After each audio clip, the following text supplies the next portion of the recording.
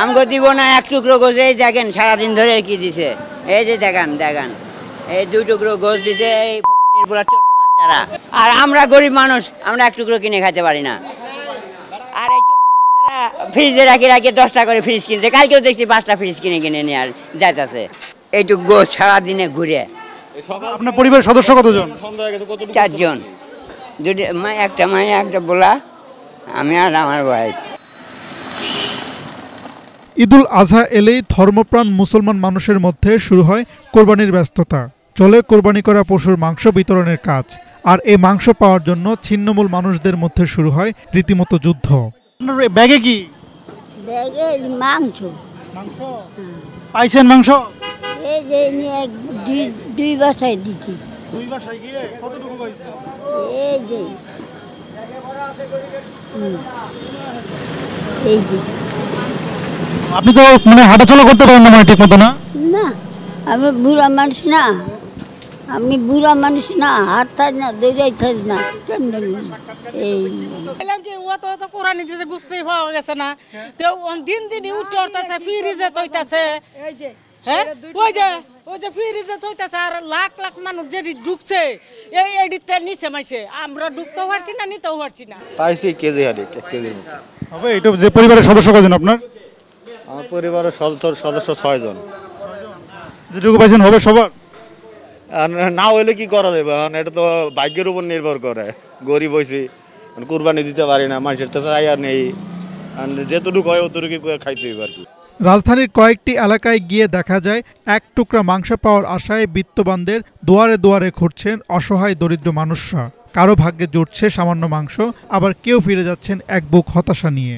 মাংস পাইছে না বাবা,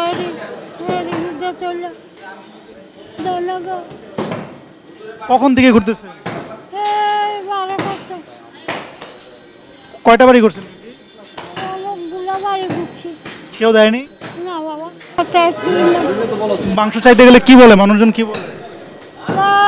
কত না আইলে কি কর নাই কথা শেষ। ও আর বিড়ির ভিতরে ফান্দাইতে পারি না, বুড়ো মানুষ না, বিড়ির ভিতরে ফান্দাইতে পারি না। খালা মাংস পাইছে? না, মাংস পাই নাই, দেয় নাই। কেন দেয় নাই? কেন? ওই যে একটু আগামতি মাংস দেয় নাই। আমরা মারামারি লাগছে বলে আমরা এখন আইলাম, এখন আই শুনি এই অবস্থা। কহিরি তো কুমড়ানির মাংস ভাগ্যে নাই, খাইছি না, পাইমো না। 1 কেজি হইলে তো কিনে খাইতাম আল্লাহর। আমরা যে ব্যান থেকে গুছি, আমরা মাংস নাই, আল্লাহ মিলাই নাই। আমরা আধা কেজি মাংস পাই নাই, আল্লাহ তো দেখতেছে আমরা গরিব মানুষ, আমরা কিনে খাইতে পারি না, আল্লাহর ইচ্ছা। কয়টা বাড়িতে গেছে? সব বাড়িতে গুছি, সকাল 8টা থেকে গুছি, ফেটে কিতে লাগছে। পূর্ব রাজাবাজার মসজিদের সামনে গল্লিতে এক ভদ্রলোকের গরু কাটছে, 8,000 টাকা পুরায় 7,500 টাকা দিছে। 500 টাকা কয় তুমি করে বেশি দিছি। মাংস দেয় না? এক পিছু নাই, থাকলে তো দেখতে নি। টাকা চুক্তি হয়েছে, সেখানে 7,500 টাকা দিয়েছে, আবার 500 টাকা বেশি দিয়েছে। আবার আমাদেরকে কাজ করাইছে 2 ঘন্টার উপরে। আমাদের কাজ শেষ হওয়ার পরে আমাদেরকে আবার কাজ করাইছে। মাংস মাংস দিনেই মাংস এক টুকরা দেয় না, এক পিছু নাই। হ্যাঁ চাইছি, আমরা বলছি দেওয়া যাবে না। কারণ কি এর সাথে জোর করবো? আমাদের ভিতরে তো খুব একটা কষ্ট আছে, অনেক কষ্ট, যে আমরা গরু কাটতে আইছি, বউ বাচ্চা ফোলাবানের লাগে লয়ে যাম একটু আড্ডু, হয়তো 1 পিস দেওক, আধা কেজি দেওক, তাও দিত, লয়ে যাইতাম দেশে খাইতাম। কিন্তু আসলে তো তা হইল না। আদিসে যেভাবে আছে এইভাবে তো কোরবানি সহি হয় না। সহি হয় কেমনে? কারণ পরিশ্রমিক ন্যায্য মূল্যই দিনেই। তারপর দ্বিতীয়ত কথা, আমাদের একটু মাংস প্রাপ্য, তাও দিনেই। তার কোরবানিটা কেমনে সহি হয়? তুমি ঘুরছো? কয়টা বাড়ি ঘুরছো? আমি আসছি একটু আগে। আইছো? মাংস পাইছো? হ্যাঁ পাইছি। কতটুকু পাইছো? এই যে এতটুকু। যেটুকু পাইছো তুমি কি খুশি? আলহামদুলিল্লাহ।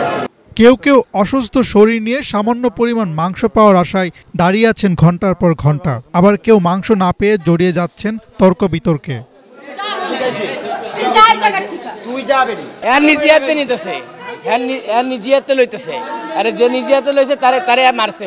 সাইডে ছিলাম, আমি নিনি। আমি চাইছি বলে হ্যাঁ ছেলেবেলা শুরু করে দিচ্ছি। বুঝছেন, মানুষ কতটা খারাপ হলে নিজে হাতে নেয়, কে নিজেদের এগুলো তো ঠিক না আস্তে আস্তে লোন মানে ছিলের ভাগে নেওয়ার তো কোনো মানে নাই এরা তো মানে দিতি আছে কিন্তু তো মানতেছে না ছিলের ভাগে নেই আপনারা যদি আতাই নিজে লই লোন আর কোনো পাইবো না তাহলে ঠিক না না এটা তো এখন ব্যাপারটা হলো তো 4-5 কেজি মাংস দিচ্ছে 4-5 কেজি মাংস যদি 100 লোক আসে আমরা কিভাবে দেব আর পরবর্তীতে মাংস চাইলে তো আর দেয় না বলে আমরা তো দিয়ে দিছি তাহলে এতগুলো লোক আমরা কিভাবে সমস্যা আমরা তো দিতে পারবো আমাকে যেটুক দিতেছে আমরা এইভাবে দিতেছি আসলে কি মানে যারা মাংস নিতে আসে যারা মানে ছিন্নমূল মানুষ তাদের পরিমাণের মানে সংখ্যাটা অনেক বেশি